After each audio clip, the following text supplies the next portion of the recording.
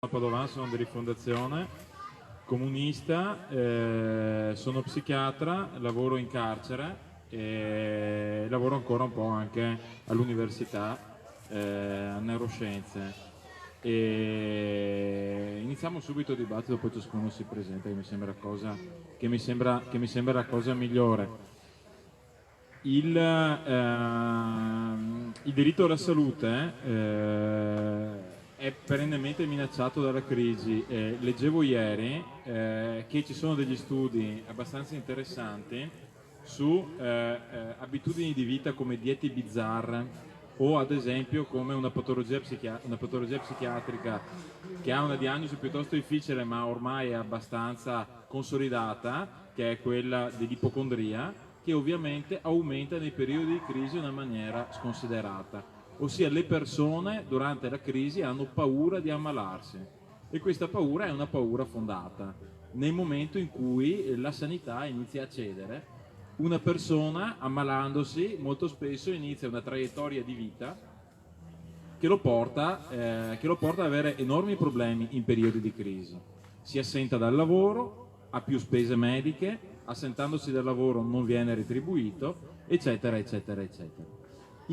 Una sanità decente ha quindi anche una funzione anticiclica dal punto di vista economico. E io penso che, passo subito la parola, ma penso che questo qui sia uno dei punti fondamentali per descrivere qual è il nostro stato specifico del Veneto a Padova, ma anche collocarlo a livello mondiale dopo 12 anni ormai di crisi, capire che cosa ne è degli altri ma anche del nostro modello di sanità, che ricordo il modello italiano come modello nazionale all'inizio degli anni 2000 secondo l'Ocse, poi non sono più state fatte queste graduatorie, era il secondo dopo quello francese, non sono più state fatte perché il terzo era la Repubblica di Cuba e l'America era le gambe delle donne 77 mi pare di ricordare nel ranking mondiale, e specificamente invece nei sistemi uniformi, quindi nei sistemi sanitari uniformi, la Francia è un sistema sanitario uniforme,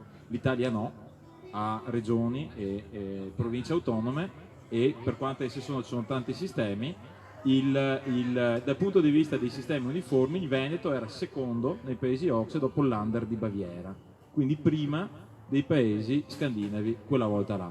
Sarebbe bello che l'Ocse tornasse a fare queste graduatorie indipendenti e vedere dove siamo finiti, se siamo riusciti a battere ogni record di regressione in così poco tempo. Passo intanto per prima cosa la parola, iniziamo dal territorio. Ok, passo intanto la parola a Maria Antonietta Ponchia, sindacalista dell'ADL e infermiera, che si occupa di una delle cose che vengono più minacciate, che è l'assistenza territoriale, che vedremo a volte viene minacciata con tagli e riduzione dei servizi, a volte con delle riorganizzazioni, per cui magari la persona anziana vede ogni volta una persona diversa, grossi problemi organizzativi, e a volte vedrete che anche per tagli minimi crolla il sistema qualitativo, anche perché a volte i tagli non vengono organizzati da persone che abbiano un minimo di cognizione di causa di quello che si va a fare. E la cosa è particolare perché era una delle nostre eccellenze. Si sa che più si spende in prevenzione, meno si spende complessivamente in sanità, a medio e lungo termine. Grazie, buonasera a tutti.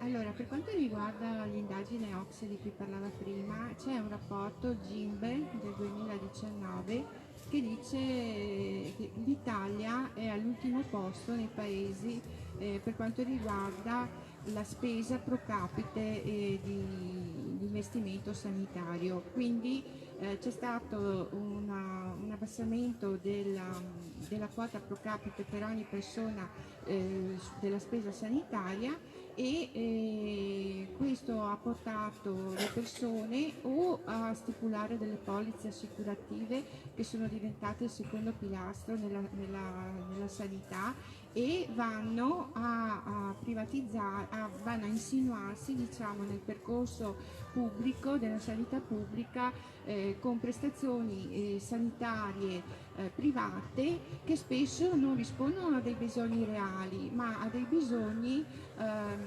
indotti, diciamo, o dalla pubblicità o, come diceva adesso il dottore, da momenti di crisi economica e quindi di, come dire, fragilità, no, della persona che cerca in qualche modo una conferma del proprio stato di salute, o comunque uno stato di salute che si altera proprio di conseguenza alla crisi. Quindi non siamo messi bene da un punto di vista della sanità pubblica. E mi piace iniziare con una battuta: la sanità, il servizio sanitario pubblico è come la salute: quando la perdi ti accorgi di quanto importante era. Il problema è che non ci stiamo accorgendo di perderla, perché ce ne tolgono un pezzettino alla volta e quindi non siamo consapevoli di quanto stiamo rischiando di perdere. L'anno scorso sono stati 40 anni della legge 833 del 78, 883, scusate, e una legge che ha consentito agli italiani di vivere bene, di avere un'aspettativa di vita migliore rispetto ad altri stati, e questa legge adesso è minacciata. Che cos'è il territorio? Il territorio sono tutti quei servizi che comunicano con un ospedale pubblico. Noi avevamo il Sant'Antonio come ospedale di riferimento e cerca di intercettare i bisogni della popolazione prima che questi bisogni diventino malattie, o nel caso di malattie croniche che questi si aggravino e poi si debba ricorrere al ricovero ospedaliero. L'assistenza nel territorio viene fatta a domicilio, viene fatta a tutte quelle persone che per problemi architettonici o per patologie particolari, oppure per tutti quei pazienti che scelgono di morire a casa, viene assicurata un'assistenza interdisciplinare, quindi medico, infermiera, psicologo, operatore e quant'altro, e si garantisce la cura a domicilio. Quali sono i vantaggi? I vantaggi economici prima di tutto, e poi qualità di vita del paziente che si trova nel suo ambiente naturale, la casa, e benefici in termini di risultati di salute. Come viene minacciata questa attività del territorio? Attraverso un decreto regionale che è il 1075, che cerca di insinuare la privatizzazione all'interno dell'assistenza domiciliare. Come? Inserendo delle cooperative che sostituiscono gli infermieri domiciliari nell'esecuzione dei prelievi. Per noi il prelievo a domicilio ematico era un'occasione di intercettare i bisogni della popolazione e di essere subito in grado di rispondere attraverso la rete dei servizi. In questo caso la cooperativa, oltre ad abbassare il livello di qualità rispetto alla prestazione, non è inserita in una rete di servizi e di conseguenza non può intercettare i bisogni. Questi bisogni possono diventare anche gravi e portare il ricovero del paziente. L'altro problema è che vogliono togliere la reperibilità notturna. Noi assicuriamo un servizio nelle 24 ore, soprattutto per pazienti terminali che decidono di morire a domicilio. La notte per loro è scoperta e quindi tutte queste persone fragili e terminali sono costrette a chiamare il 118, un servizio d'emergenza con costi aggiuntivi, magari terminando la loro vita o in ambulanza o in pronto soccorso. E l'altra cosa è che attraverso una turnazione che non rispetta i ritmi di vita delle persone non garantisce la continuità delle cure, cioè il paziente si vede ogni giorno un operatore diverso e quindi la presa in carico e l'educazione sanitaria, che è per noi fondamentale, cioè dare alle persone tutte quelle informazioni e competenze che poi riescono a utilizzarle per gestire la malattia cronica, vengono a mancare. Vi faccio un esempio di come è importante il collegamento tra il territorio e l'ospedale Sant'Antonio. Noi abbiamo visto a casa spesso dei pazienti che avevano un disturbo che è quello della deglutizione. E questo disturbo si chiama disfagia, è un sintomo. E ci siamo subito allertati e abbiamo costituito un gruppo di lavoro, territorio ospedale Sant'Antonio con le logopediste, abbiamo prodotto dei libretti educativi e insieme all'ospedale Sant'Antonio abbiamo informato la popolazione con una riduzione incredibile di ricoveri legati a questo problema. Quindi per noi è importante mantenere l'ospedale pubblico, mantenere il Sant'Antonio, perché comunicando con lui riusciamo ad ottenere degli ottimi risultati in termini di salute. Un'altra cosa, vi invito a lottare. Ce la stanno togliendo la sanità pubblica. Dobbiamo coinvolgere tutti quelli che conosciamo, dobbiamo veramente iniziare a lottare per mantenere il servizio sanitario pubblico. Credo di...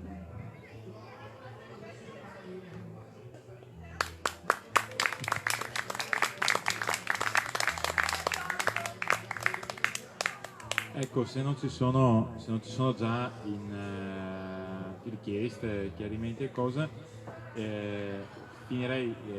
concluderei questa prima parte perché parlando della situazione del territorio, perché come è stato detto, noi in questa città, differentemente da altre in Veneto, abbiamo un ospedale molto grande, che è l'azienda ospedaliera Giustina Neo per la specialità, e l'ospedale Sant'Antonio, che è sempre stato un ospedale che lavorava facendo funzionare il territorio ed essendo fatto funzionare al territorio.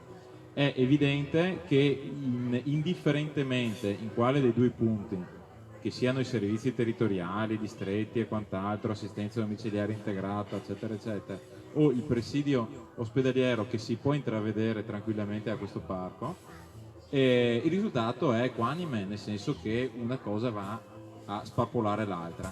Quindi sembra che coerentemente la Regione abbia deciso di non fare sprechi e spappolarle tutte e due in maniera che...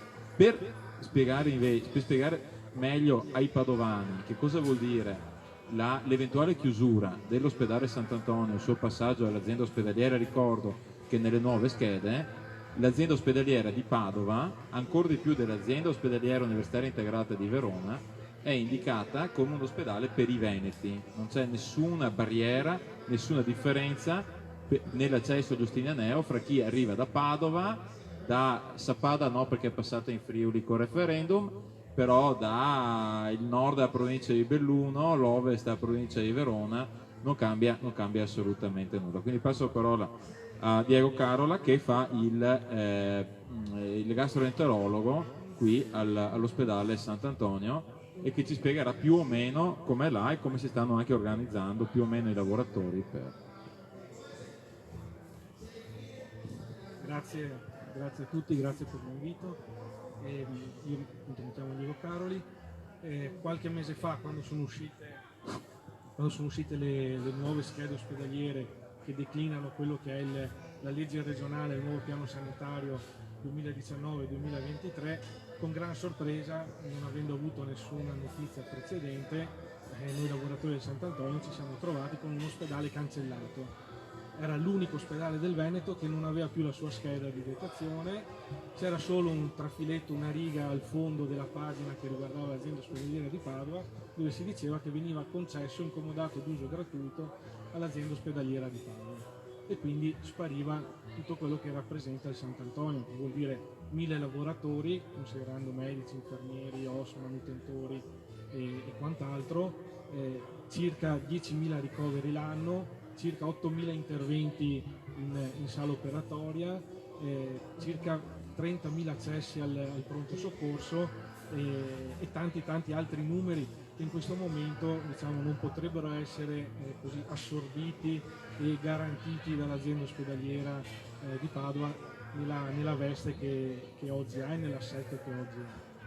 Quindi noi, preoccupati per questa situazione, abbiamo costituito un comitato che si chiama Comitato SOS Ospedale Sant'Antonio e abbiamo cominciato a fare delle manifestazioni, degli incontri per cercare di tenere alta l'attenzione sul nostro ospedale, per fare in modo che non chiudesse. tutt'oggi noi non sappiamo ancora qual è il piano esatto della regione e che cosa verrà fatto al Sant'Antonio una volta che passeremo sotto l'azienda ospedaliera, perché questo è il progetto della regione. Nonostante le nostre proteste, fino ad oggi la regione non ha fatto marcia indietro, se non diciamo, darci un piccolo contentino nel fatto di far uscire una scheda cosiddetta in itinere fino al passaggio con l'azienda ospedaliera, dove di fatto vengono mantenuti gli attuali reparti e le attuali attività.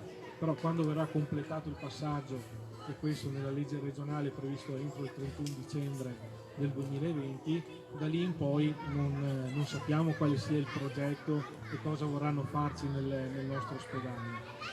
E quindi noi vogliamo tutelare prima di tutto, come diciamo, il diritto alla salute, il diritto dei nostri malati di averci ancora come riferimento e avere le risposte di cui hanno bisogno. Quindi non è che siamo tanto affezionati alle mura di per sé del Sant'Antonio, siamo affezionati a un modello di lavoro che è quello territorio, quindi distretto, quindi l'assistenza che dà il distretto, l'assistenza che dà il distretto al domicilio del paziente, in collegamento con noi che siamo l'ospedale di riferimento del territorio per Padova, per la ULSS 6 Euganea. E quindi quello che noi vorremmo è mantenere questa funzione di ospedale della ULSS. E quindi il progetto, la differenza qual è tra ULSS e azienda? Noi diciamo siamo deputati a garantire l'assistenza di base di livello basso o medio di complessità, garantire quello che riguarda la prevenzione della salute, quindi gli screening. Io nel mio reparto mi occupo di prevenzione del tumore del colon, quindi siamo la sede dove si fanno le conoscopie di screening. Quando a casa vi arriva l'avviso di portare il campioncino di feci per la ricerca del sangue, dopo quando quello è positivo venite invitati al Sant'Antonio a fare l'esame che è la conoscopia. Quindi la cosa importante è garantire e mantenere tutti i processi che ci sono adesso di prevenzione, quindi fare in modo che la malattia non si sviluppi. Una volta che la malattia si è sviluppata abbiamo un mezzo fallimento nostro come medici. Noi dovremmo riuscire a lavorare bene sulla prevenzione, evitare che una persona si ammali e abbia bisogno di essere ricoverata, abbia bisogno di cure e di un'assistenza diciamo, impegnativa per il malato e per la famiglia. Cosa diversa invece è l'azienda. L'azienda ospedaliera dovrebbe occuparsi della altissima specializzazione e di tutto quello che riguarda la parte diciamo, dei trapianti. A Padova c'è sempre stata purtroppo un po' di confusione, uno ha fatto sempre un po' di più e un po' diverso rispetto a quello che doveva fare, nel senso che l'azienda, anche lei, oggi ricovera e assiste malati anche con patologie di base che potrebbero essere gestite da noi, quindi c'è un po' una confusione dei ruoli, mentre noi vorremmo che i ruoli fossero ben chiari, ognuno con le sue capacità e le sue peculiarità e un modello di integrazione, mentre quello che viene proposto è un modello di far sparire l'ospedale della ULSS a favore dell'azienda ospedaliera universitaria senza dire che cosa si vorrà fare e qual è il piano. Altra differenza, la ULSS ha un finanziamento che è pro capite. La ULSS 6 Euganea, in base al numero di abitanti, caratteristiche maschi, femmine, età, tipologia di patologie prevalenti, riceve un finanziamento. Mentre l'azienda ospedaliera e quindi tutte le prestazioni che vengono erogate dalla ULSS rientrano in quello che è il capitolato di spesa affidato dalla regione alla ULSS. Ogni 8 anni viene deciso la spesa che viene riconosciuta per ogni ULSS. L'azienda ospedaliera invece non ha questo tipo di rimborso. L'azienda ospedaliera fa prestazioni, fattura prestazioni alle altre ULSS e quindi riceve e si sostenta con il pagamento degli esami che espleta. E quindi è diverso rispetto al fatto di avere un bilancio della ULSS. Adesso se passiamo sotto l'azienda ospedaliera, la ULSS 6 dovrà fatturare, cioè la ULSS 6 dovrà pagare le fatture che vengono emesse dall'azienda ospedaliera per i malati che restano sotto la ULSS 6, ma che però se a Padova non ci sarà più la ULSS dovranno curarsi l'azienda ospedaliera che sarà tenuta a fatturare. Quindi i soldi che ha a disposizione la ULSS non saranno più 1 miliardo e 600 milioni, saranno di meno perché poi l'azienda ospedaliera fattura una cifra più alta rispetto a quello che è il DRG della singola prestazione che viene riconosciuto alla ULSS. Quindi si troverebbe con di fatto un'assistenza ai suoi malati che costerebbe molto di più e toglierebbe risorse al resto della popolazione della ULSS. E quindi il nostro impegno in questo momento è quello di mantenere viva l'attenzione, di dire aspettiamo che vengano fatti i 2 nuovi poli ospedalieri, cioè venga costruito Padova Est, venga ristrutturato il Giustinianeo e dopo, come da progetto, il Giustinianeo dovrebbe diventare l'ospedale della città, quindi è giusto che là rientriamo anche noi come Sant'Antonio, garantendo tutto quello che serve per i cittadini di Padova, senza doversi trovare nell'ipotesi in cui Sant'Antonio viene ridimensionato, non trovo posto letto là perché non ci sono più alcuni reparti, non lo trovo in azienda, devo essere ricoverato a Schiavonia, a Piove di Sacco, a San Piero, a Cittadella, quindi creando anche una difficoltà per una famiglia che si trova da Padova a dover seguire un suo malato a chilometri di distanza. Questo sembra un po' paradossale, assurdo, trovarsi in una città che è tra le più fornite dal punto di vista di assistenza sanitaria e dover andare a essere ricoverato fuori da Padova per il cittadino padovano. Quindi il nostro impegno è quello di mantenere alta l'attenzione sulla vicenda del Sant'Antonio, chiedere che gli eventuali spostamenti dei reparti, l'eventuale appunto cessione all'azienda ospedaliera venga ragionata e venga messa in piedi nel momento in cui il nuovo assetto con i 2 poli ospedalieri sarà davvero completato e ragionando in base anche alle esigenze e ai problemi di salute che saranno prevalenti all'epoca nella città di Padova e quindi garantendo tutto quello che serve per i cittadini senza creare disservizi, senza creare un eccesso di spesa che toglie risorse anche agli altri e cercando di fare se possibile un progetto di integrazione, perché in questo piano sanitario questo ospedale, l'ospedale Sant'Antonio, è l'unico ospedale del Veneto che spariva di fatto dalle schede ospedaliere. In nessun'altra ULSS, in nessun altro ospedale ha ricevuto questo trattamento in Veneto. Grazie.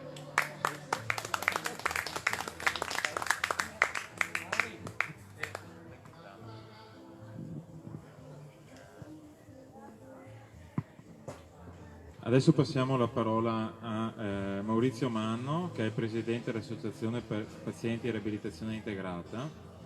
Aveva appena accennato Diego che a volte è successo in passato che alcune competenze non sono state perfettamente rispettate, ma a volte ciò è stato virtuoso, no? Ci sono alcuni reparti a Sant'Antonio che tradizionalmente avevano un livello di qualità alto che ha spinto anche l'azienda ospedaliera a migliorarsi, no? Non so, la neurologia, l'oculistica e poi c'è un passato antico di un'eccellenza che continua nel tempo dell'ospedale Sant'Antonio, che venendo da essere un centro traumatologico per primo ha diciamo anche ampliato, diventando poi un ospedale territoriale, per primo si è reso conto che per avere uno score alto dal punto di vista ortopedico, che cos'è uno score? Uno score significa quanto morto mi arriva un paziente versus quanto vivo lo mando fuori. Cioè qual è il punteggio di aumento a breve, medio e lungo termine della salute dopo il mio intervento terapeutico. L'ospedale Sant'Antonio storicamente a livello ortopedico, si dice, a livello anche fisiatrico, è stato uno dei primi ospedali italiani a capire che oltre un certo livello, per aumentare lo score, bisognava investire in riabilitazione. Perché se no magari a breve termine l'operazione di riduzione della frattura dell'osso X andava perfettamente, a medio termine così, a lungo termine andava male perché non veniva fatto niente. Da questo è nato tutta un'idea di riabilitazione integrata che non è più solo ortopedica, ma che derivava da là, che per molto tempo ha avuto in Sant'Antonio un oggetto anche di ricerca da parte di altri enti, di altri sistemi che vedevano come funzionava l'organizzazione, e anche questo adesso vedremo in che stati è e come si stanno organizzando i pazienti, che paradossalmente, forse anche perché noi qui abbiamo un livello molto alto di prestazioni sanitarie, sono in genere, penso ad esempio al mio ambito, quello della psichiatria, meno organizzati di altre province a noi limitrofe, ad esempio la provincia di Venezia, in cui le associazioni dei pazienti sono molto più organizzate e presenti e numerose anche. Allora io sono Maurizio Manno, appunto, sono presidente e fondatore dell'Associazione dei pazienti della riabilitazione integrata e volevo sviluppare questo concetto che è emblematico dei problemi che Diego ha così chiaramente presentato relativi alla complessità e alla situazione dell'ospedale Sant'Antonio. Però vorrei incominciare raccontandovi qual è stato il mio percorso brevissimamente. Io ho lavorato a Napoli negli ultimi 18 anni e lì mi trovavo quando ho avuto un incidente stradale per cui sono stato ricoverato, poi trasferito a Torino per l'intervento e successivamente, dopo un mese di ricovero, mi sono trasferito a Padova ed ero contento di tornare anche, se vogliamo, nel mio vecchio ospedale a fare la riabilitazione, in quanto all'ospedale Sant'Antonio, che una volta, come molti di voi ricorderanno, si chiamava CTO, esisteva un reparto di riabilitazione qualificato. Io sono andato a ricoverarmi a piedi e sono molto orgoglioso di questo fatto perché abito anche vicino. La sorpresa è stata che quando mi sono ricoverato ho scoperto che il venerdì successivo, della settimana successiva, il reparto avrebbe chiuso.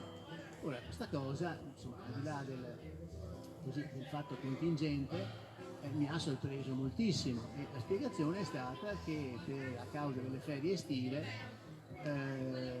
e la contrazione del personale, voi sapete che noi abbiamo in Italia questo vizio che si fanno tutte le ferie in agosto, per più a luglio, a settembre, e questa è una cosa che non si capisce perché non si possa metterci mano, ma non spetta a noi discutere. Comunque, ma la sorpresa fu ancora maggiore nello scoprire che in realtà il reparto non avrebbe neanche riaperto a settembre, quindi non era solo il fatto contingente come negli anni precedenti dei problemi legati alle ferie estive, quindi alla riduzione del personale, ma era una questione, diciamo pure strategica, una decisione, e con questo mi sono avvicinato, ho scoperto e conosciuto Diego, il Comitato Sant'Antonio, la storia dell'ospedale sparito, l'ospedale fantasma di marzo, le nuove schede di maggio, che però non prevedevano effettivamente la riapertura della riabilitazione. Ora questo è stato veramente uno shock per tanti versi. Prima il disagio personale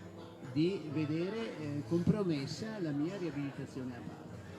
Secondo il fatto, anche se vogliamo, la delusione che però io ero ricoverato proprio al quarto piano dove fino al 1990 98-99, fino agli anni 2000 praticamente avevo lavorato fisicamente perché lì si trovava la medicina del lavoro prima del mio trasferimento a Napoli. Ma poi fatti i quattro conti è la delusione rispetto ad una, diciamo pure, eccellenza. È stato accennato prima alla nascita della riforma sanitaria che è stata nel Veneto, quando la Democrazia Cristiana, non era il mio partito, ma voglio dire, ha fatto tutte le sperimentazioni sulle ULSS, cioè la riforma sanitaria di cui abbiamo sentito le performance, forse non aggiornate ma comunque eccellenti, è nata nella nostra regione, cioè non buttiamo solo cacca, cerchiamo di valutare le cose per quello che sono. E da una piccola ricerca è emerso che c'erano a Padova, una volta chiusa il 1° luglio la riabilitazione integrata del reparto dell'ospedale Sant'Antonio, 5 posti di riabilitazione esclusivamente ortopediche che fanno capo all'ortopedia. Ora, 5 posti di riabilitazione in una sede come Padova, sia dal punto di vista, diciamo, della numerosità della popolazione, che, e direi soprattutto dell'eccellenza della scuola di medicina, che è una delle migliori d'Italia e che compete anche a livello internazionale, è veramente una cosa poco, come accennava prima Diego, poco sostenibile, poco credibile. Ed è assolutamente controproducente dal punto di vista della performance e della guarigione dei pazienti, dal punto di vista economico è estremamente gravoso, perché poi i reparti per acuti si trovano in realtà a dover trattenere il paziente fino a quando non è in grado di, quindi i costi di degenza per una riabilitazione che vengono pagati come se fossero costi per un reparto di acuto, perché viene occupato un posto, cioè queste sono cose per chi si occupa di politica sanitaria talmente elementari che non vale neanche la pena di citarle. Quindi tutte queste cose ci hanno indotto, me e altri 3 pazienti dello stesso reparto, e qui è stata, devo dire, perché io ho insegnato medicina per tanti anni, però finché non si fanno le esperienze della parte giusta della barricata non si impara, ed è stato per me una scuola quelle 2 settimane. Dicevo, questi altri pazienti che, pur avendo patologie d'origine diverse, tutti condividevamo lo stesso reparto, le stesse ansie se vogliamo anche, ma le stesse terapie, gli stessi fisioterapisti, le stesse palestre, eccetera eccetera. Quindi è stata un'esperienza estremamente forte che mi ha insegnato, io mi sono occupato sempre di medicina del lavoro, mai di riabilitazione, che cos'è la riabilitazione integrata. Cioè integrata, se vogliamo, in 2 sensi: uno, trasversalmente, come è stato accennato prima, cioè pazienti appunto che hanno patologie di base diverse ma che condividono un percorso terapeutico. 2, però, anche integrazione nel passaggio da una fase di ricovero acuto a una fase di degenza o di lungodegenza, di terapia domiciliare, eccetera eccetera. Quindi un'integrazione nei 2 sensi, io dico trasversale e orizzontale. Per farla breve, abbiamo fondato questa piccola associazione che sta crescendo, e perché volevamo intanto schierarci proprio con il Comitato Sant'Antonio per dare un contributo concreto e specifico al problema nostro, che è quello della riabilitazione, ma poi cercare di trovare e alleviare anche quelle che sono le difficoltà dei pazienti, e qui mi piace l'accenno che è stato fatto al discorso dell'associazionismo dei pazienti, che hanno una caratteristica molto particolare. Io, prima di fondare questa associazione, mi sono un po' documentato e ho scoperto che non esiste di fatto, a quel che io posso dire, un'associazione equivalente in Italia. Perché questo? Perché i pazienti della riabilitazione sono pazienti, non dico virtuali, ma sono un po' volatili, cioè hanno un percorso che dura 15 giorni, 3 mesi o anche un anno, e poi spariscono. Si spera che possano avere un recupero, un rientro nella società. Di solito le associazioni dei pazienti che hanno problemi tipo genetici, oppure hanno il diabete, oppure hanno patologie croniche o degenerative, sono molto costanti, sono forti, hanno una forte identità, supporto di vario genere, anche se voglio dire economico, e di presenza e politico, cosa che invece la riabilitazione non ha. E questo è stato un motivo in più che ci ha indotto a costituire questa associazione. Per farla breve, abbiamo assieme a Sant'Antonio organizzato, qualcuno forse di voi c'era, senz'altro, il 25 luglio, momento non ideale per fare un convegno dibattito, ma una riunione alla sala anziani al comune, dobbiamo ringraziare il sindaco per la disponibilità, in cui abbiamo affrontato il problema della riabilitazione a panico. Problema non facile, come potete ben capire, perché c'è stato un percorso di progressiva contrazione e riduzione. Una volta c'erano dei reparti ben solidi, sia al geriatrico che poi all'8° piano allo stesso Sant'Antonio, con 20 o 22 posti letto, che è stato poi ridimensionato a 10 posti letto, è stato chiuso nei 2 mesi che vi ho detto, ed è stato riaperto, e questa è la beffa, con 4 posti letto a partire da lunedì scorso. Lunedì scorso, l'altro ieri, abbiamo verificato questa cosa personalmente, che a fronte delle nostre richieste, qualcuno avrà visto i video della picconata del presidente Zaia, che è venuto a Padova a fine luglio o inizio agosto per dare la picconata a un vecchio edificio della pneumologia, per dare spazio alla nuova pediatria. Voi sapete, la pediatria, abbiamo qui il dottor Marinello, a Padova è molto forte, qualcuno dice troppo forte perché forse ha inibito anche iniziative a livello di territorio, però non conosco l'argomento e quindi non voglio,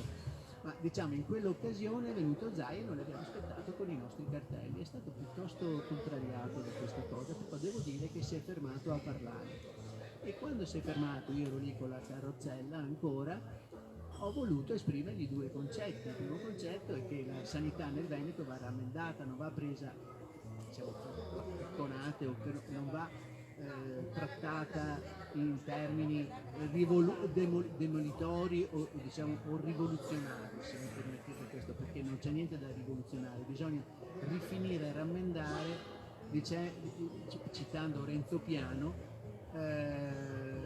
perché le basi sono solide, primo punto. Il secondo punto è che questo è un dente molto sensibile, infatti lui era reduce 2 minuti prima da una discussione con un consigliere comunale che lo accusava di voler favorire il passaggio della sanità dal pubblico al privato. Quindi lui mi ha dato ragione nel fatto del rammendo, però ha detto che non, divertente questa cosa, non poteva accettare che gli si rinfacciasse il fatto di voler svendere la sanità veneta al privato, perché la regione Veneto è quella che a livello nazionale ha il più basso tasso o rapporto fra privato e pubblico, cosa che credo sia Precisazione, in diverse interviste è il 12% la quota di privato in Veneto. In realtà, dati che aveva fatto vedere il nostro direttore generale, il dottor Scibetta, una riunione pubblica, la ULSS 6 paga prestazioni a privati accreditati per circa il 28% di tutte le prestazioni fatte nella ULSS 6. Quindi non siamo al 12%, siamo circa al 30%, e nella città di Padova si concentra il maggior numero di cliniche private, di laboratori di tutto il Veneto. Questo bisogna. C'è una differenza, cioè Padova ha una situazione un po' particolare, però io non ho difficoltà a concedere al Presidente della Regione il fatto che il Veneto da questo punto di vista, io conosco un po' la situazione campana, come vi ho detto perché ci ho lavorato, quella romana eccetera, lì le cose sono molto diverse, la presenza del privato è molto molto più forte che non da noi, e mi pare di capire che lo stesso fenomeno sta succedendo anche in Lombardia, e infatti questo è il modello che noi temiamo che la Regione Veneto voglia seguire, ed è un modello, per, come ci dicono i colleghi lombardi, che sta dimostrando il suo fallimento. Comunque, quindi lui diceva che poteva accettare questa, diciamo, il rammendo ma non la cessione al privato, cioè, io gli ho detto, però per quanto riguarda la riabilitazione i numeri sono impietosi, cioè a fronte di 5 posti, ripeto, di riabilitazione ortopedica in quel momento a fine luglio, inizi di agosto, ce ne sono 120-130 circa di posti, attenzione, di degenza convenzionati di strutture private che la regione paga, cioè con un rapporto di 1 a 20, questa cosa l'ha messo un po' in difficoltà, si è girato da una parte e ha detto dov'è Scibetta, poi dov'è Floro, cioè voleva il supporto, il conforto sui dati, che io non gli stessi dicendo delle cose inventate. Non c'erano a quel momento Floro e Scibetta, allora mi ha scritto sul cartello la mail perché io gli mandassi questi dati, cosa che io ho fatto puntualmente il giorno dopo. Dopo 15 giorni lui mi ha risposto allegandomi le risposte, lui poi è tornato a casa, ha voluto togliersi chiarire questa cosa e ha chiesto a Scibetta e a Flor la situazione, che evidentemente gli è stata pienamente confermata, perché lui non ha contestato questa mia forte affermazione di un rapporto 20-1 di posti letto là, cioè, quindi questa è la situazione, c'è molta confusione secondo me, non c'è una strategia a livello per quanto riguarda la riabilitazione a livello regione, quindi è importante mobilitarsi. Noi domani alle ore 11 davanti al Sant'Antonio abbiamo una manifestazione per ribadire questo concetto, per dire che riaprire 4 posti letto solo maschi, quindi si pone anche un problema di, come dire, di genere, non so come dire.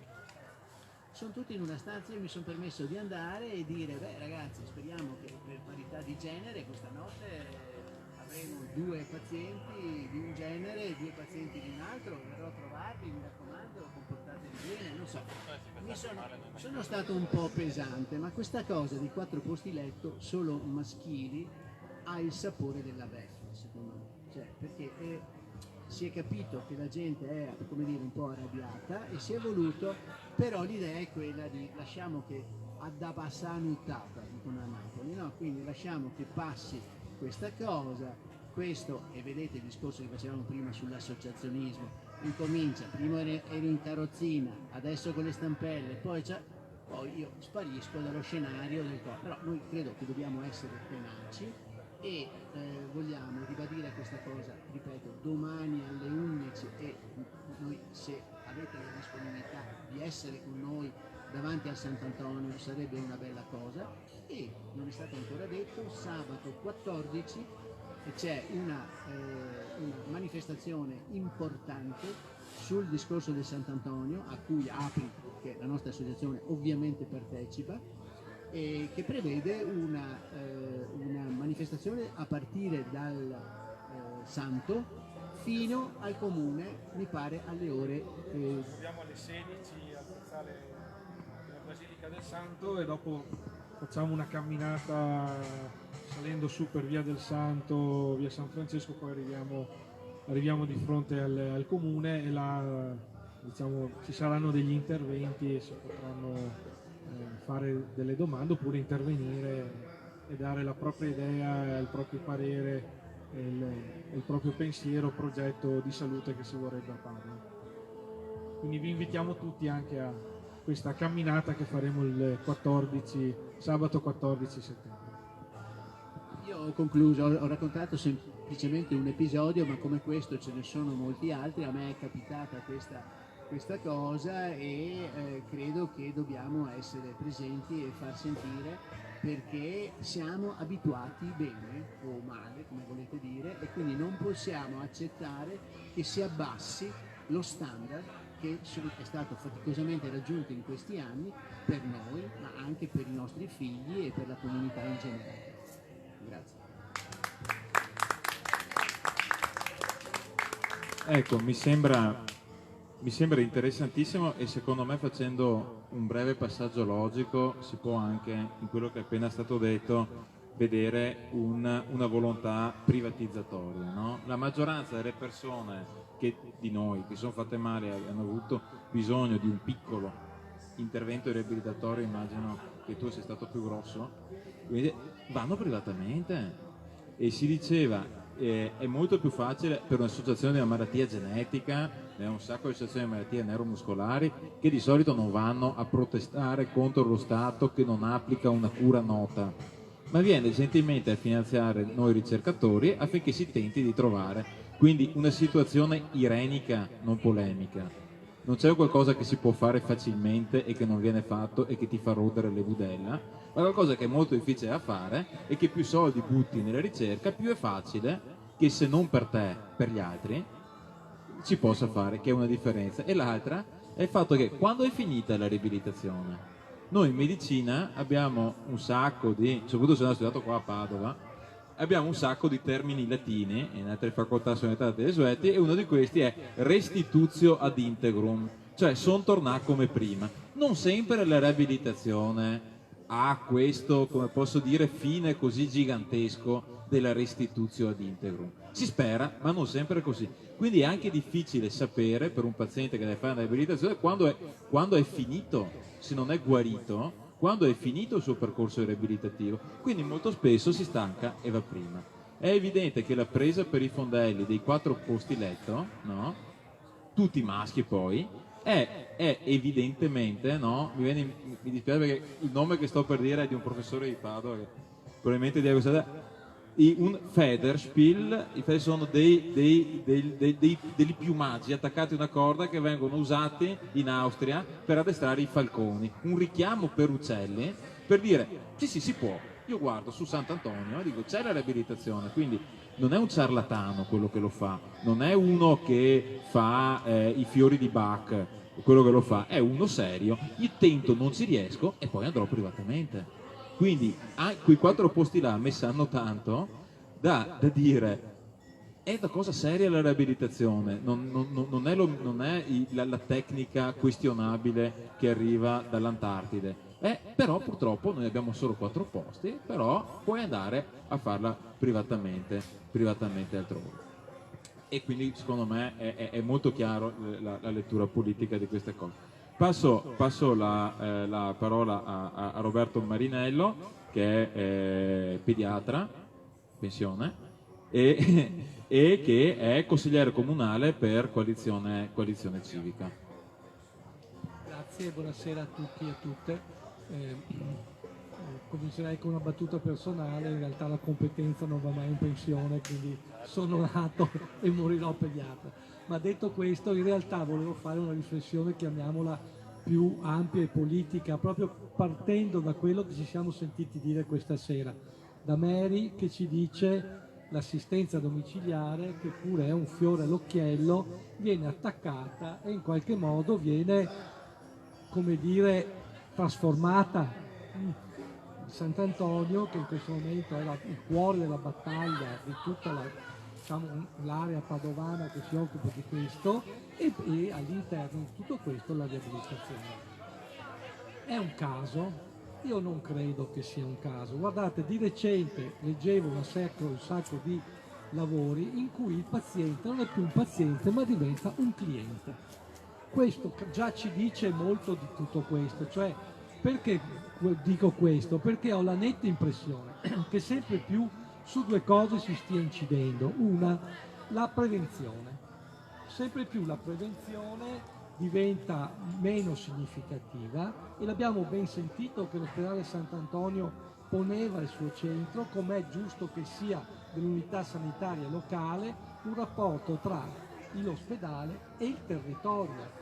E questo rapporto vuol dire molto, vuol dire per esempio per il medico del territorio poter avere accesso direttamente e parlare con i medici del reparto, e il medico del reparto parlare col medico del territorio. Quelli dell'università non è che non lo fanno, ma non sta nei loro obblighi, mentre tra il medico dell'ospedale in qualche modo ce l'ha nel suo progetto di lavoro, diciamo, non è nei suoi obblighi, ma nei suoi progetti di lavoro, nel suo mansionario, nella sua disponibilità. Pensate quale differenza c'è, in qualche modo, per poter essere il medico di famiglia il centro di tutto questo. Allora, io ho l'impressione che sulla prevenzione stiamo perdendo moltissimo, e un po' l'abbiamo detto: se la ULSS paga di più le prestazioni, la coperta diventa più corta, dove la taglierò? Sulle prevenzioni. Il taglio della prevenzione l'abbiamo visto da lungo termine: scomparsa di tutto un certo tipo di consultori, riduzione di tutti i consultori familiari e così via, riduzione dell'educazione sanitaria svolta a livello ampio, per esempio sull'educazione sessuale, eccetera, eccetera. E potremo continuare un discorso da quando si è cominciato 20-30 anni fa ad oggi. È casuale? Io non credo, perché se ci pensiamo bene, sempre più noi investiamo sulle cure, no? Per esempio, la battaglia ai tumori è una battaglia che in qualche modo è, come dire, in miglioramento, perché abbiamo sempre più farmaci. Però dall'altro lato la battaglia perché questo non avvenga è sempre più di, diciamo, retroguardia. Molte battaglie perché il territorio, l'ambiente siano tutelate, pensiamo agli inceneritori, pensiamo ai cementifici, pensiamo alle onde elettromagnetiche, tanto per citare 3 battaglie che avremo comunque sentito se non le avremo seguite, sono state sempre messe di retroguardia, come se prevenire le malattie prima che avvenissero fosse meno importante che curarle in modo adeguato e ad alto livello una volta avvenute. E l'altra cosa che io colgo in tutto questo che ci siamo detti è che c'è comunque una corsa verso la privatizzazione. È un caso che ogni volta che ci sono questi tagli, dall'altra parte case di cura in qualche modo aumentino il loro come dire, territorio di intervento, il loro ambito di intervento, si potenzino. Io non credo che ci sia una scelta che non è casuale. Non è casuale che si tagliano le schede, che si chiudano degli ospedali, che si attacchi l'assistente, perché non credo che siamo in mano delle persone che lavorano in modo casuale. Io ho il timore che ci sia invece un progetto ben preciso, che è quello della corsa alla privatizzazione, che in qualche modo è da tempo che noi cerchiamo di controbattere. si era parlato della regione Lombardia, che è un esempio tipico che possiamo seguire, e qui il Veneto gli sta andando un pochino più. Costa meno, nel senso che affida ad altri, esternalizzo, prendo cooperative, e oltretutto guardate, il lavoro cooperativo fa sorgere anche una serie di problematiche di tipo contrattuale del lavoro.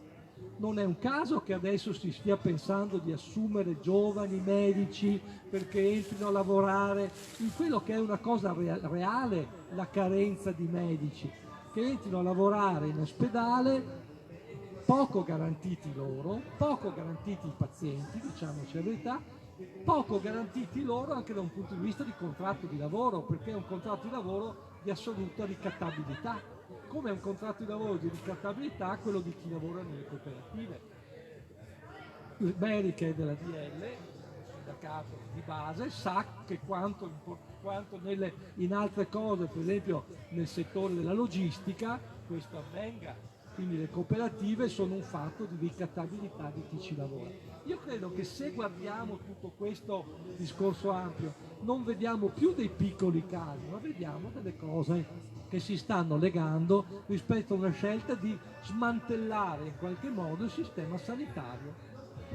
Naturalmente un'altra problematica è quella del carico di lavoro che hanno tutti i medici degli ospedali e anche il personale sanitario in generale, che è un carico di lavoro che nasce dal blocco delle assunzioni, dalla difficoltà di sostituire chi va in pensione, eccetera, che porta però anche questo a un lavoro eccessivo da parte dei medici che lavorano qualche volta al di là del loro orario di lavoro, e che in qualche modo porta però anche a un rischio al paziente, perché è chiaro che la lucidità anche di un medico non è da superuomo, avrà il sentito. Tutto questo ci porta a essere, io credo, fortemente preoccupati per dove sta andando la sanità veneta, che è vero che di eccellenza sarebbe ingiusto non dirlo, ma che in qualche modo questa eccellenza la sta perlomeno calando. È chiaro che un medico che lavora tutte queste ore con un rischio anche professionale medico-legale molto ampio, le chimere che lo chiamano verso il privato ce l'ha. I pediatri ne sono un esempio, ci sono reparti ospedalieri in periferia, Campo San Piero, tanto per non far nomi, che hanno dovuto in qualche modo correre ai ripari perché moltissimi pediatri hanno preferito scendere sul territorio a fare i pediatri di famiglia, dove si lavora un po' meno, si guadagna di più, e come rischio professionale potete immaginarlo da solo, c'è un po' più basso. Chiaro che poi ogni medico ha un rischio, ma in qualche modo qualunque lavoro ce l'ha. Quindi io volevo richiamare l'attenzione rispetto a questi capisaldi. La battaglia che noi facciamo assieme all'OSS Sant'Antonio, assieme a molte altre forze politiche, sia chiaro, che in qualche modo ci lega a difendere un reparto ospedaliero che non ha nessun motivo di essere in qualche modo smantellato come si sta cercando di fare, si lega però a una cosa più ampia: l'attacco alla prevenzione, il tentativo della privatizzazione e anche il ricorso al lavoro non garantito, chiamiamolo così, in qualche modo precario, che ci preoccupa molto.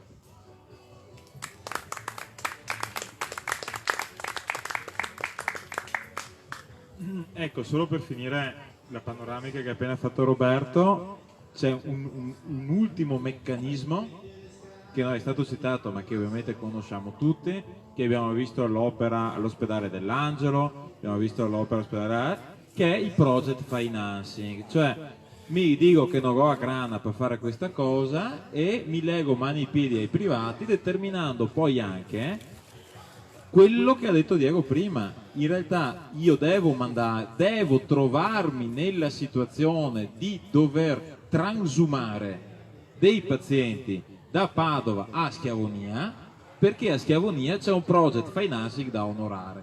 Bisogna ottenere determinati volumi, se no non paghi penale, finisci sotto la Corte dei Conti, finisci nella cacca. E questo qui è stato fatto totalmente sull'appellaggio. Io ricordo che chi investe in un project financing fa un investimento che fa girare nella propria tomba Adam Smith e David Ricardo, no Carlo Marx. Ossia, sono dei finanziamenti, sono degli investimenti che dovrebbero avere un rischio remunerato, in cui il rischio è sterilizzato.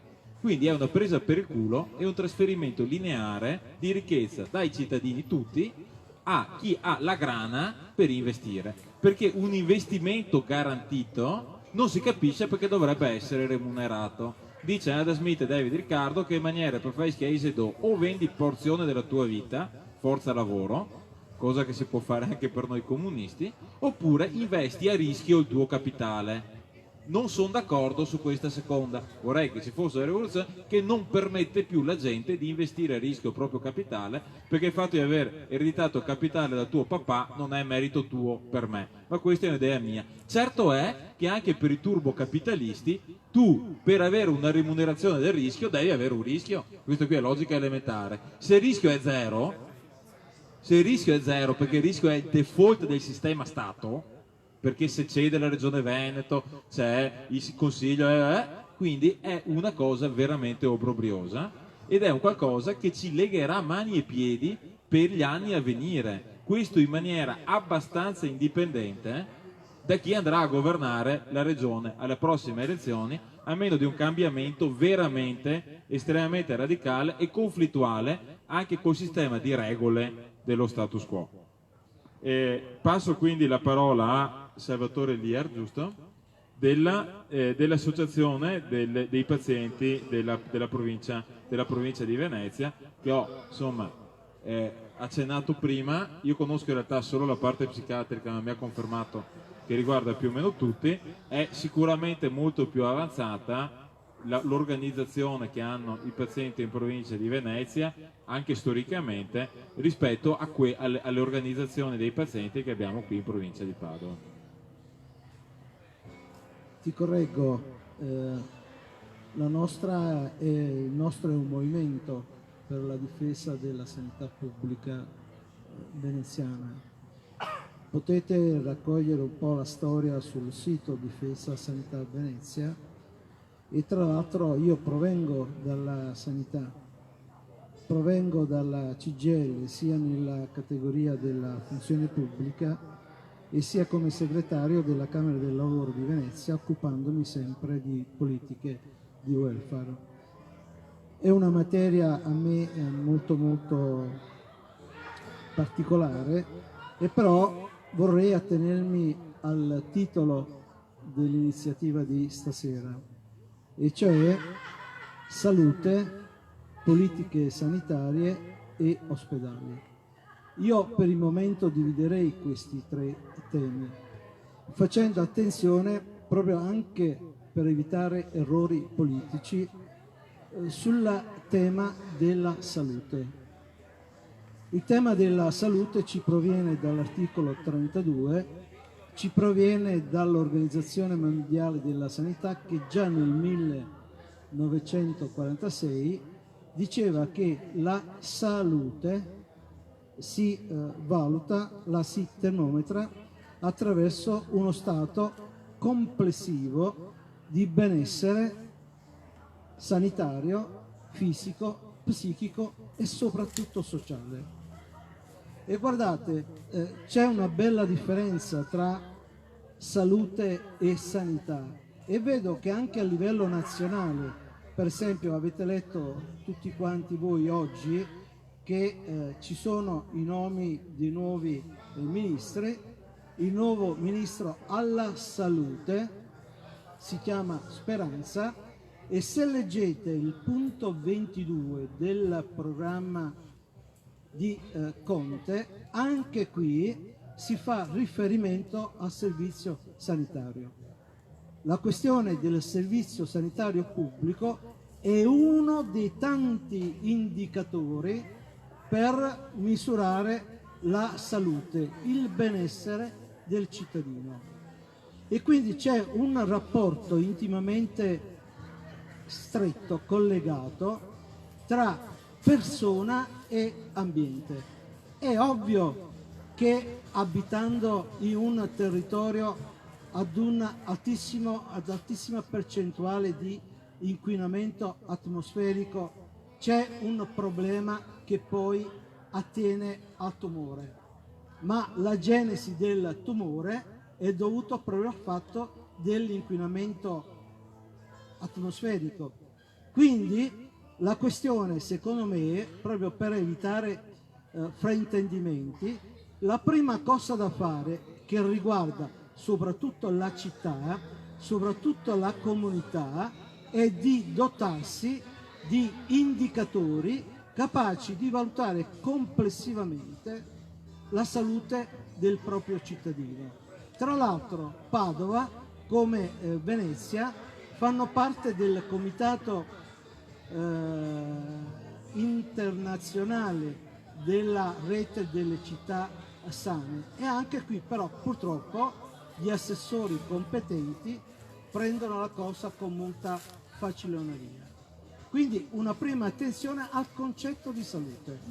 È chiaro che il sistema sanitario pubblico nazionale è uno degli indicatori, e anche qui mi fermo. Io sono d'accordo con l'intervento che mi ha preceduto.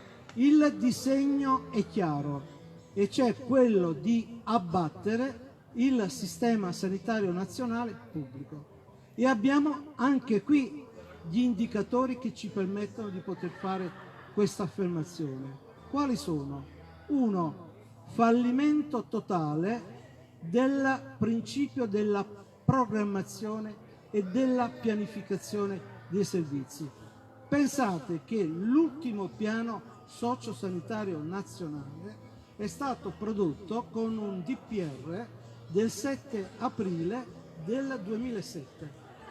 Sono passati 12 anni, siamo ancora lontani da avere una cabina di regia che ci permette di pianificare e programmare i servizi.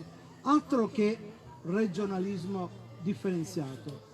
Poi c'è una questione che attiene al definanziamento. Guardate, qualsiasi governo, centrodestra, centrosinistra, di fatto ha utilizzato il servizio sanitario pubblico come bancomat. Anche nell'ultima finanziaria si diceva: vi diamo 2 miliardi di aumento purché essi siano compatibili con le finanze nazionali. Sempre l'intervento precedente toccava un altro tema importantissimo, proprio quello relativo all'altro fallimento delle politiche del personale. Ma com'è possibile? Tenere ancora chiuso, tenere il numero chiuso delle università, delle facoltà di medicina, e limitare drasticamente il numero dei borsisti? È ovvio che oggi ci troviamo, dal Veneto a qualsiasi altra regione, con il di dietro scoperto, e quindi si inventano altre cavolate, quelle di tenere in corsia i neolaureati, roba assurda. Non siamo a 30-40 anni fa, quando il neolaureato faceva esperienza sul campo, ma perché c'erano tempi e ritmi di lavoro completamente diversi da adesso. Oggi i medici, e qui ce lo insegnano, sono elementi di una catena di montaggio. I ritmi di lavoro dei medici, come pure quelli degli infermieri e degli altri tecnici, sono insostenibili.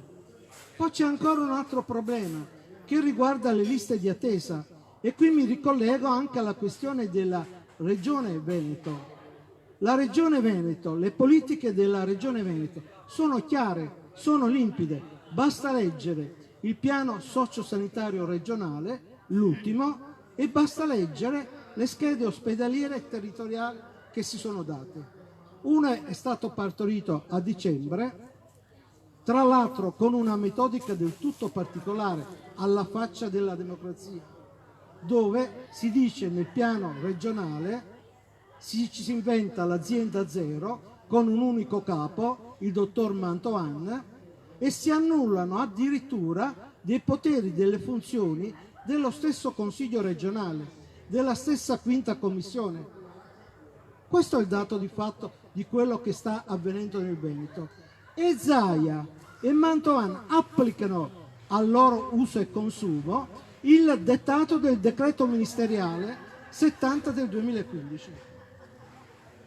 Il governo Renzi, che prende un decreto legislativo del 2012, quando avevamo il governo Monti, ovvero c'è una classificazione degli standard ospedalieri, per cui con un ritmo puramente ragionieristico, calcolatrice alla mano, si decide che su tutto il territorio nazionale il numero dei posti letti debba essere 3,7 per ogni 1000 abitanti, ovvero 3% e 0,7% per quelle patologie attinenti alla riabilitazione. Non solo, ma poi danno anche una tipologia degli ospedali, per cui l'ospedale di primo livello, l'ospedale di secondo livello, l'ospedale banale. E fortunatamente a Venezia abbiamo avuto la capacità di portare in piazza 2000 persone perché volevano complessivamente declassare l'ospedale civile in pieno centro storico.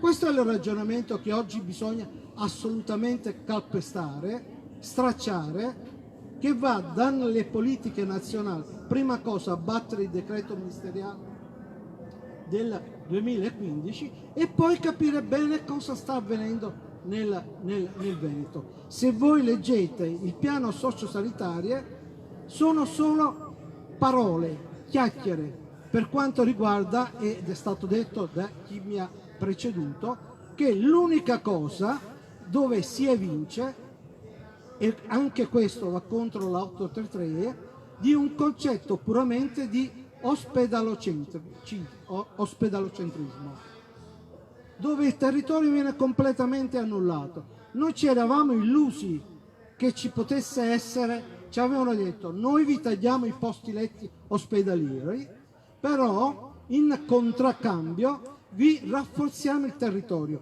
Balle! Ci avevano detto noi vi garantiamo le strutture di ricovero intermedie, gli hospice, gli ospedali di comunità, le unità terapeutiche e riabilitative. Favole, favole. Poi ci avevano detto noi vi garantiamo le medicine di gruppo integrate H24, che potevano avere questo elemento duplice: da una parte fermare i codici bianchi e i codici verdi per quanto riguarda il pronto soccorso. Nel Veneto 1 su 3 nel corso dell'anno va al pronto soccorso, facendo lunghe file di attesa, eccetera, eccetera. Tutto questo non è stato garantito, anzi c'è stata una marchetta elettorale di Zaia con la Federazione dei Medici di Base dicendo io vi do una cosa, questa cosa corrisponde al fatto che voi lavorate per 5 giorni alla settimana per 12 ore. Noi vi garantiamo i servizi amministrativi, noi vi garantiamo i servizi infermieristici, nulla di tutto ciò. Per di più stiamo perdendo anche qui non soltanto medici ospedalieri, ma anche medici di base. E soprattutto per quanto riguarda la medicina di base, con una arretratezza per cui siamo fermi a metodiche di 30 anni fa. E poi c'è la questione delle liste di attesa. Io sono al tavolo di monitoraggio della mia USL e cosa vediamo per quanto riguarda le liste d'attesa? Che la Regione impone alle USL di rispettare il cosiddetto parametro del 95%, cioè l'USL deve rispondere al 95% alle chiamate degli utenti per le visite specialistiche ambulatoriali. Sapete che succede? Che solo il 18% accetta la prima offerta. Ma alla Regione non importa questo, alla Regione importa che l'addetto del CUP dica sì, vieni tra 5 mesi, vieni tra 4 mesi, tra l'altro con qualche scandalo, perché qualcuno addirittura ha taroccato le priorità delle ricette. Poi c'è ancora un altro aspetto di cui non si parla, la questione della sicurezza sui posti di lavoro. Guardate, il Veneto è la seconda regione per percentuali di incidenza non soltanto sugli infortuni e infortuni mortali, ma soprattutto con un aumento spropositato delle malattie professionali. Succede che Zaia se ne accorge e nel luglio dell'anno scorso promette l'assunzione di 30 tecnici dell'ospedale. Dobbiamo ancora vedere il concorso per queste assunzioni. Chiudo. C'è un'altra questione che riguarda la salute mentale. Basaglia si sta rivoltando nella tomba. Per quale motivo? Perché l'anno scorso la giunta regionale si inventa una norma per cui dice non il principio del matto come lo curo, ma il matto dove lo mette, e si inventa moduli di 40 posti letto per gli ultra 45 anni, per cui avendo questa età anagrafica tu rimarrai sempre lì dentro, quindi si riaprono piccoli manicomi e questi piccoli manicomi vengono dati al privato, quota 60% per il sanitario, quota 40% per il sociale. E c'è ancora un'altra chicca, stiamo ancora aspettando i piani di zona, servizi sociali sanitari integrati, siamo fermi al 2015, finalmente, bontà loro, bontà della regione, hanno emanato un decreto giunta regionale per cui si avviano le linee guide per il triennio 2020-2022. Chiudo con un'ultima cosa che attiene alla salute mentale. Io ho trovato scandaloso quello che è successo qualche giorno fa a Chioggia. Non so, il TG3 l'ha riportato. Cosa è successo? È successo che una persona, 59 anni, in cura nei servizi psichiatrici, tra l'altro stanno dequalificando, stanno chiudendo i centri di salute mentale che dovevano essere aperti 24 ore. Insomma, il TSO per questa persona non la fa il vigile polizia locale accompagnato dalla psichiatra, vanno i poliziotti in tenuta da guerra. Tant'è che questi due poliziotti vengono feriti alle gambe perché avevano il giubbino antiproiettili. Ma dove siamo arrivati? L'utente psichiatrico diventa elemento di ordine pubblico e non dei servizi psichiatrici. Io credo che qua dovremmo fare le nostre dovute riflessioni. Per ultimissimo, si dice, e mi rivolgo al consigliere comunale, si dice che le competenze sanitarie sono della regione. Vero, ma c'è un ruolo importante che devono giocare gli enti locali e c'è un silenzio assordante per quanto riguarda le conferenze dei sindaci della USL.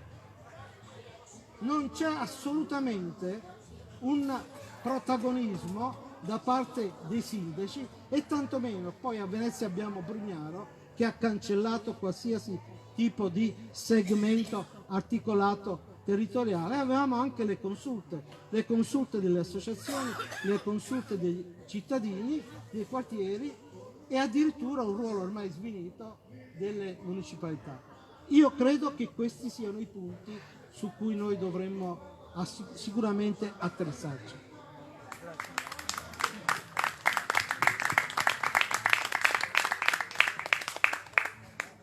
Prima di lasciare spazio alle domande mi corre l'obbligo di dire qualcosa sulla salute mentale, essendo il mio mestiere. Ricordo, perché non se lo ricorda quasi nessuno, che prima delle scorse, nell'imminenza, appena prima delle scorse elezioni regionali, la Regione Veneto, la giunta fu commissariata.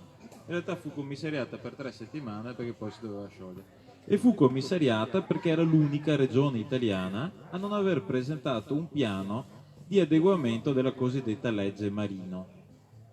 La legge Marino è la legge che chiude gli ospedali psichiatrici giudiziari, dovendoli sostituire con delle strutture più umane che si chiamano REMS, no?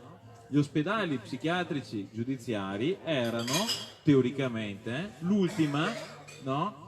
residuo pre-basaliano che avevamo nel nostro paese. Tali erano prima della 180, poi ricopresa nell'833 78, e tali sono rimasti dopo, no? Con degli inferni a cielo aperto, Aversa, Barcellona, Pozzo di Gotto, film horror veri e propri. Quello andava a completare quella riforma là, no? La regione Veneto quella volta era, ma solo per farvi capire qual era il senso, noi avevamo 46 pazienti in Veneto allo scoccare della legge Marino, no? 46 pazienti detenuti negli ospedali psichiatrici giudiziari. Quando uno entrava nell'ospedale psichiatrico giudiziario, il magistrato ne perdeva le tracce.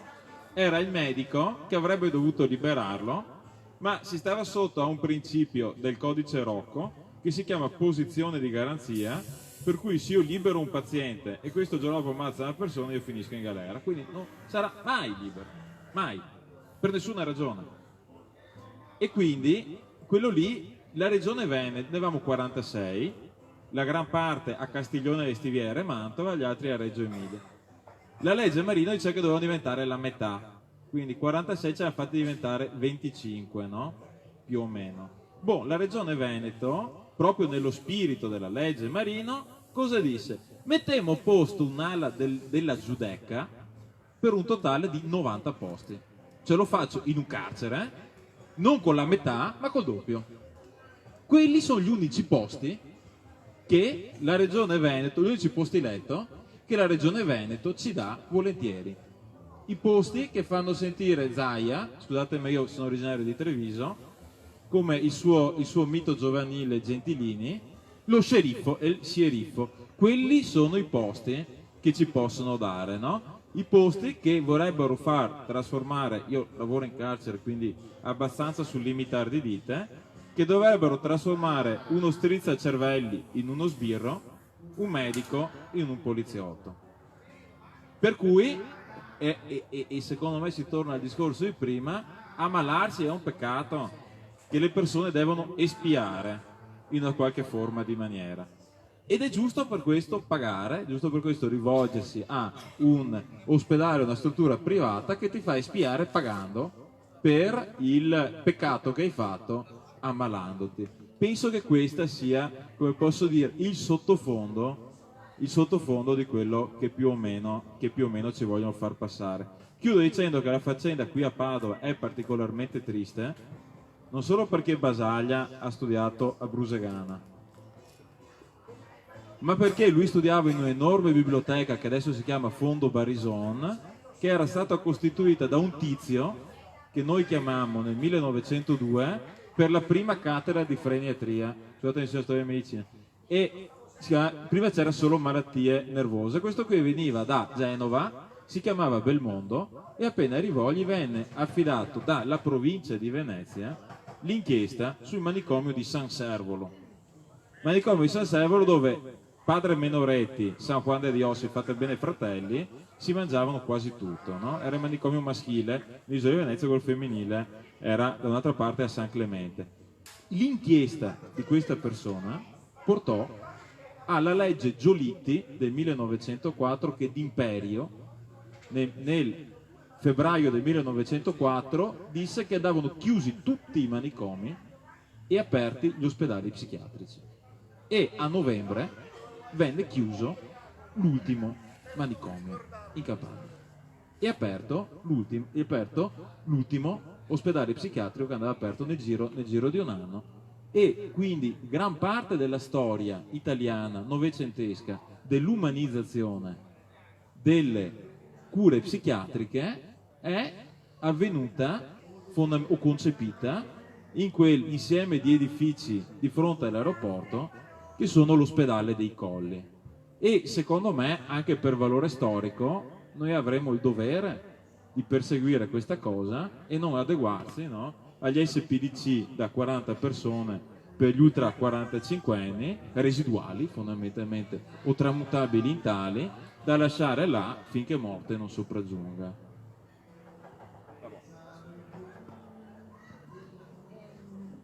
Aggiungo una cosa a quello che si è detto, ed è questa. Spesso si confondono le politiche del partitiche alle politiche sanitarie.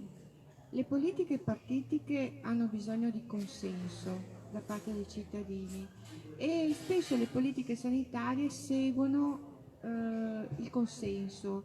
Allora, cosa significa? Che se vado incontro al consenso del cittadino, quindi se non vado incontro ai bisogni del cittadino, ma al consenso, e se voglio avere consenso, devo per esempio, come ha fatto Zaia, aprire, non so, la radiologia fino alle 24 alla mezzanotte, non tenendo conto delle condizioni di lavoro magari del personale. Oppure cerco di abbattere le liste di attesa, però non pensando, cioè non facendo una politica sanitaria per capire se quelle prestazioni che vengono richieste hanno poi dei risultati in termini di salute. Quindi io credo veramente che dobbiamo come cittadini capire quando siamo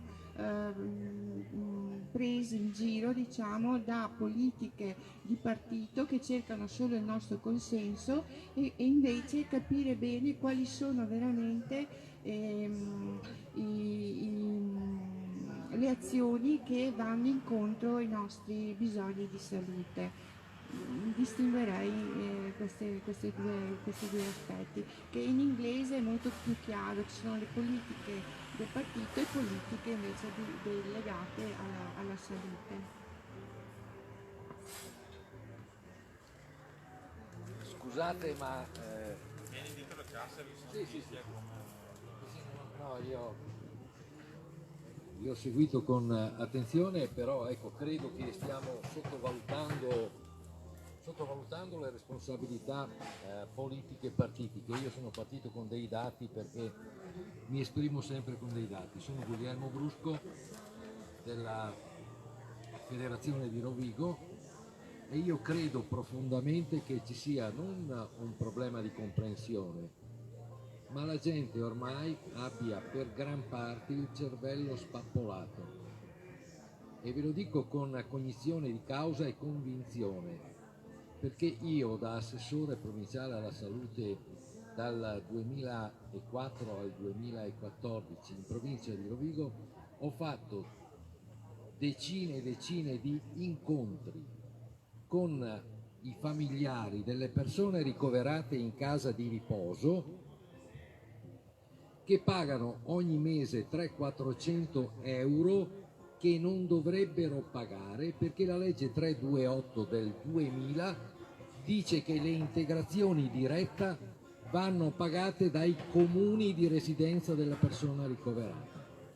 Per cui mentre si fa ricorso all'avvocato per l'autovelox, un fatto magari casuale, per non pagare centinaia di euro ogni mese, il 98%, il 99% delle famiglie non si difende prendendo in mano una legge del 2000, pertanto è da 20 anni che la gente paga inutilmente l'integrazione diretta. Questo è inconcepibile.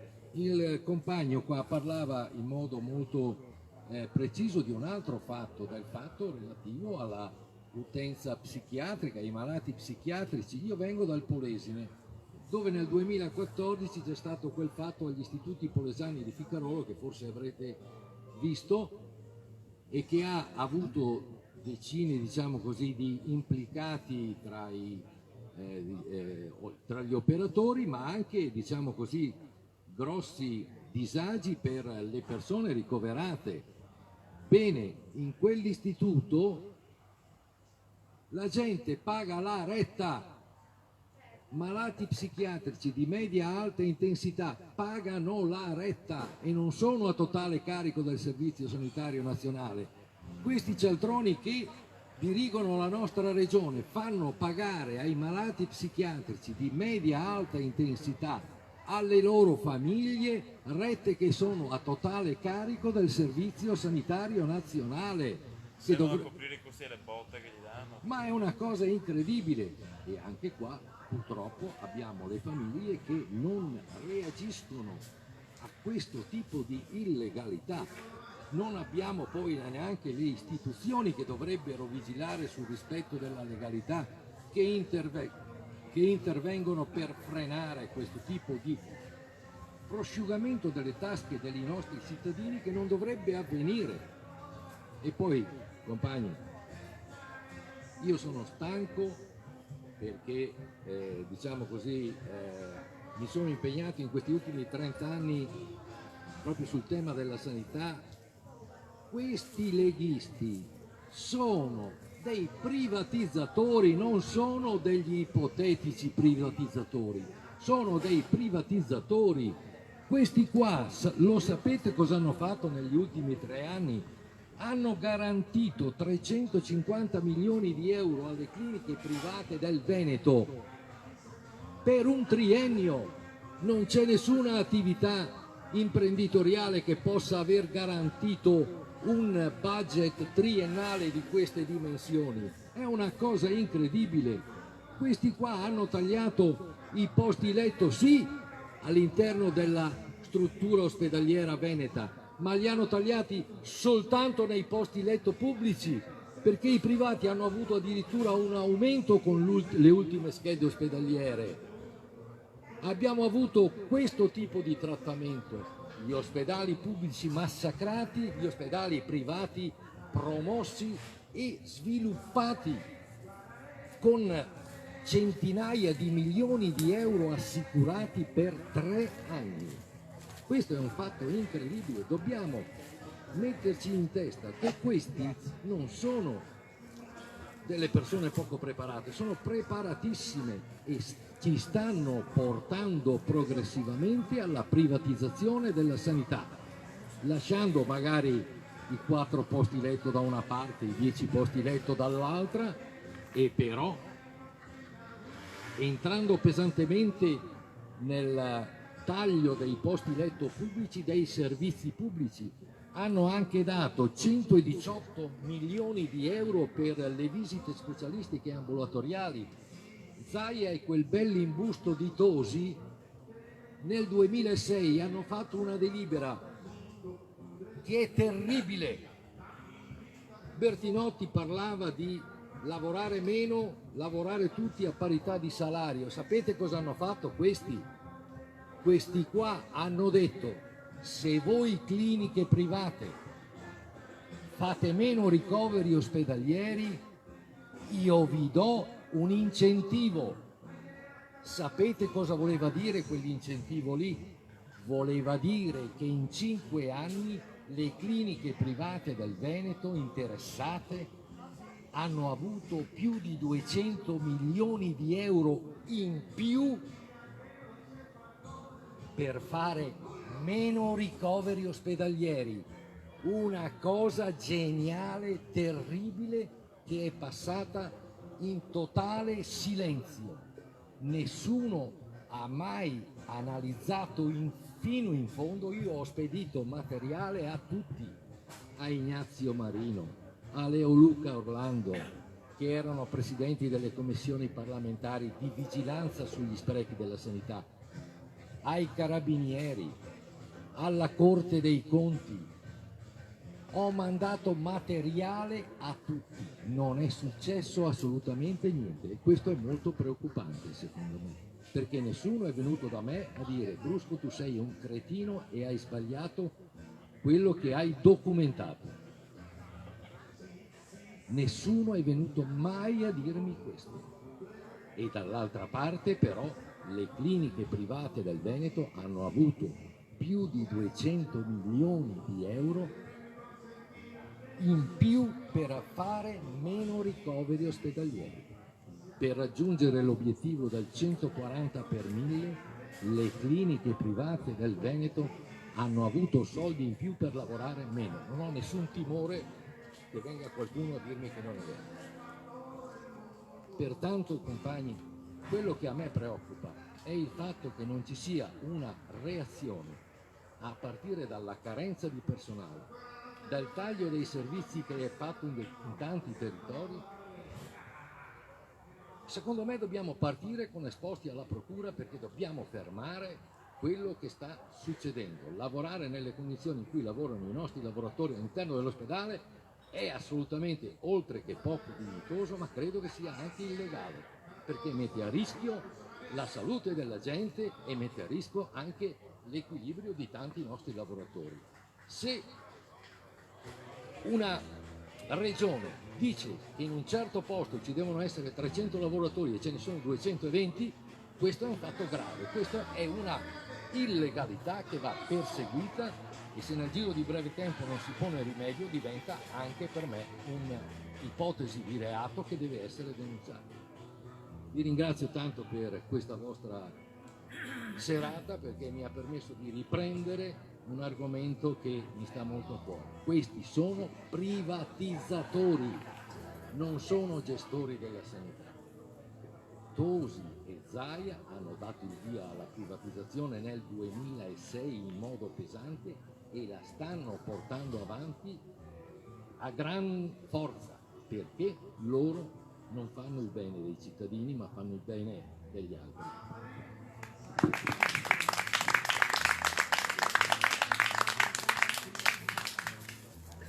Se non c'è nessun altro, chiudiamo con un messaggio di speranza. Stavo scherzando. No, ma non ho grilli per anche quello non si può dire. Casino con gli ex ministri.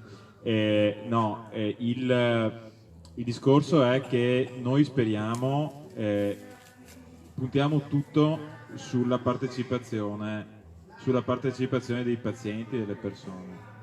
Nessuno, meno che mai i partiti qui presenti, i partiti di sinistra radicale qui presenti, hanno vagamente la possibilità di incidere, a meno che non ci sia un forte sollevamento popolare che capisca dove stiamo andando a parare.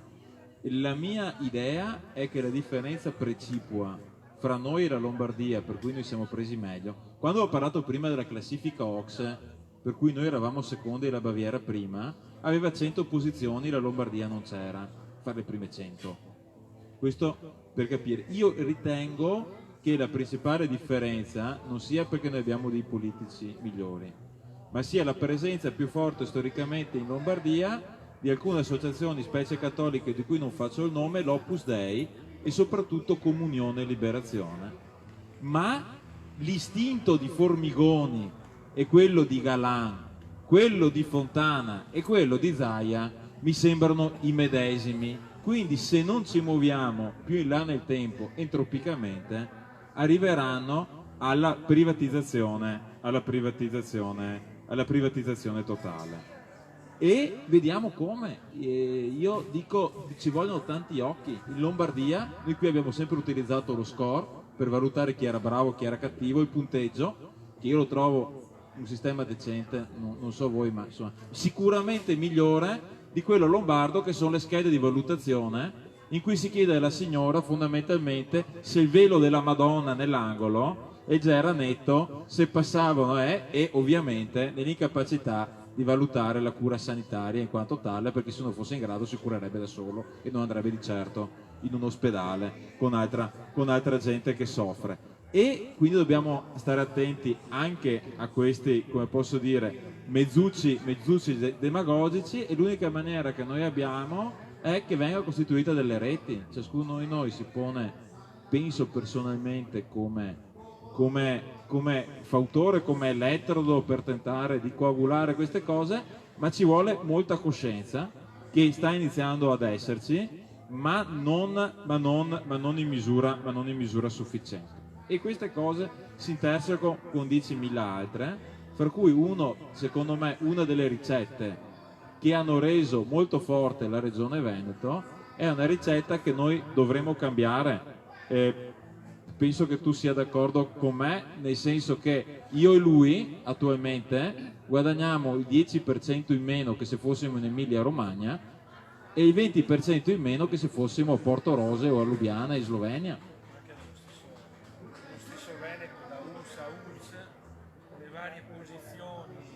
Sono